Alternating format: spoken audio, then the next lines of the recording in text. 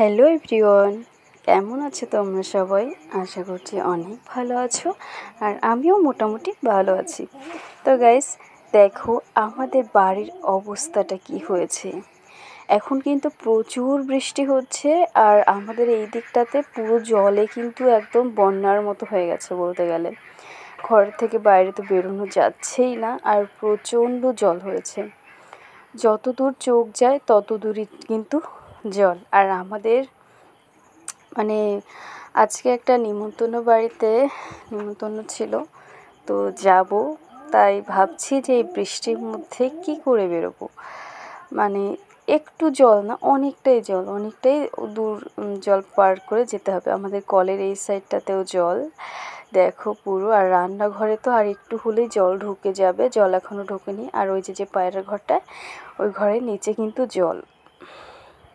আর এই ঘরটা বৃষ্টিতে কি অবস্থা হয়েছে দেখো, উপরের তাঁবুগুলো একদম ফুটো ফুটো হয়ে গেছে। তো গাইস, খুব খারাপ লাগছে, এর মধ্যে দিয়ে কি করে যাব, কিন্তু না গেলেও তো হবে না, একজন না একজন তো যেতেই হবে।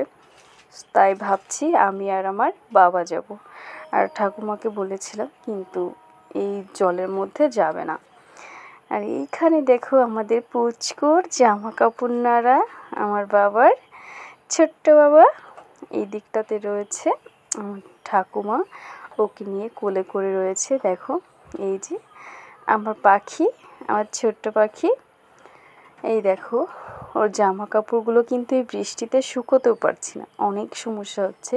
তাই ফ্যান চালিয়ে চালিয়ে এইভাবে আলনার উপর দিয়ে দড়ি টানিয়ে পাশে, তারপর আমাদের উপরে অনেকগুলো দড়ি টানানো এখানে, এইরকমভাবেই আর কি কষ্ট করে ওর জামা কাপড়গুলো শুকোনো হচ্ছে। আর বাড়িতে আসার সময় দেখো বৃষ্টিতে আমি আটকে গেছি, যার কারণে একটা জায়গাতে আমি দাঁড়িয়ে রয়েছি।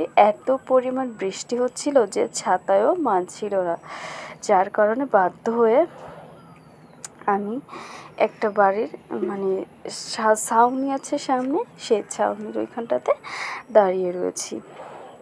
সো তোমাদের ওইদিকেও কি এরকম বৃষ্টি হচ্ছে আমাকে অবশ্যই একটু কমেন্ট করে জানাবে। আর হ্যাঁ, তোমাদের ভিডিওটা কেমন লাগলো সেটা কিন্তু অবশ্যই আমাকে কমেন্ট করে জানতে ভুলবে না। সো দেখো গাইস, এই যে হচ্ছে সেই ছাউনিটা। তো তোমাদের প্রত্যেকের সাথে আবার দেখা হবে নেক্সট ভ্লগে। ভালো থেকো, সুস্থ থেকো।